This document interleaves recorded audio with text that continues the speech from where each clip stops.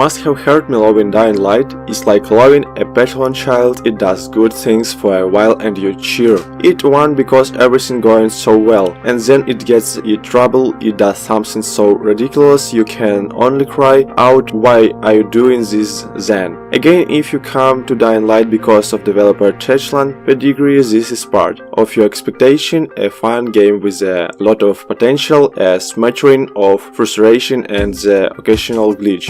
But as troubled as Dying Light of and ends, it is still special, and so you stick with it even when you want to tell it to go stand in the corner until it is willing to behave. Many of the expectations arise from Techland's Dead Island. And rightfully so. This is a zombie game with weapon crafting, a stamina meter, lots of fetch quests, and plenty of head black hole in Dying Light. However, sets itself apart rather quickly, particularly with a parkour system, which sees you running across its two large urban areas from a first-person view. It takes a short while to get used to climbing on two ledges, which requires you to be looking at them in the proper way, but that it's off to the races and you are running across rooftops and sneering at the zombies below, most of which cannot handle a big clean Prussian throw. The open world this way is fun, and it is energies contain moments of tension. The Far Cry comparisons are obvious, such as with the way you unlock a few of the game's safe house by climbing tall towers, but the climbing requires more finances than it does in Far Cry 4, and some of the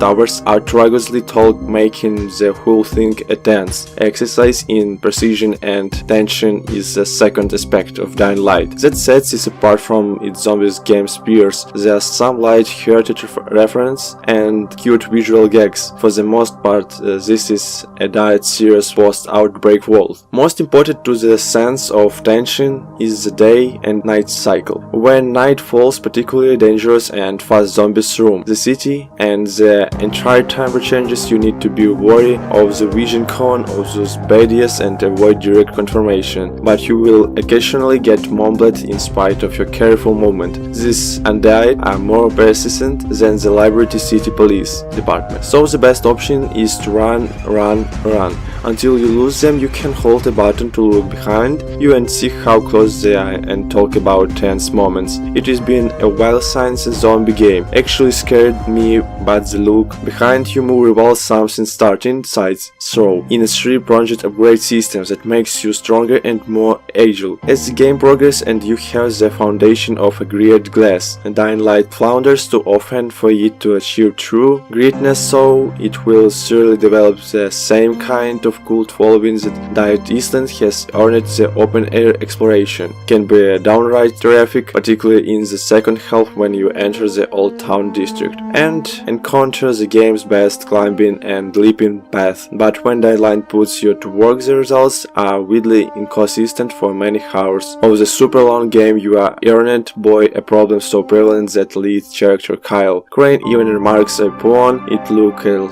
I want to do is get this over with, go flip the switch, go collect Krynos or mushrooms or coffee or blah blah blah. The missions get more interesting just in time to get more frustrating. There is timed missions in which you plant bombs while beset by zombies. There is an ambush by jailers while you swim, in which it is easy to be killed before you can even understand what is going on. You get plenty of tools to help you survive, throwing stars, tons of melee weapons and so on, but some of these missions are just set up in such frustrating ways that you want to shake your fist and shout what we're thinking to developer Techland, but that is Dying Light. For you, the highs are really high, like player invasions that turn the game into a competitive arena. For a bit you can adventure cooperatively, but it is this sudden competition in which player controlled monsters come after you and try to kill you in freaky ways that adds real spice to the mix. But then the game will do some weird or bad things like getting you stuck between